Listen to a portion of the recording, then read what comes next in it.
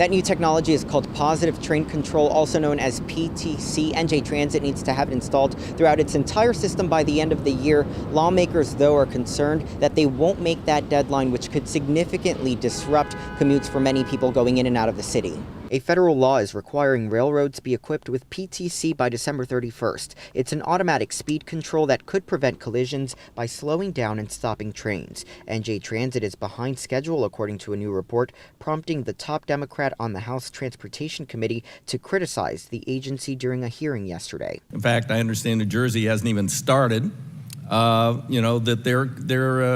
they won't qualify under any conditions, even with the most lax administrator in history. We don't have an administrator. According to a Federal Railroad Administration progress report, NJ Transit has only updated 8% of its locomotives and none of its tracks. If the system isn't installed by the deadline, that could potentially keep all NJ Transit trains out of New York City. When Amtrak President Richard Anderson was asked about trains without PTC operating on their tracks, it is going to be very difficult for us to allow anybody to operate on the railroad we host without PTC.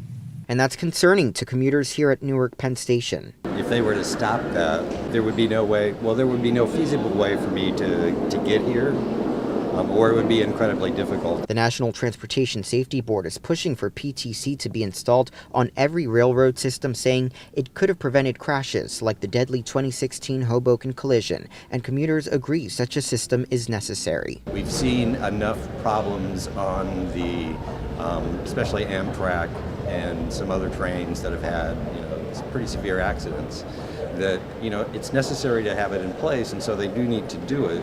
It's unfortunate that they haven't gotten it done in time. Now, in spite of those doubts from lawmakers, NJ Transit says it's doing everything in its power to make that deadline. Officials with the transit companies say their contractor is working overtime to have that work completed by the end of the year. We're at Newark Penn Station. Arnold Godoy, FiOS 1 News.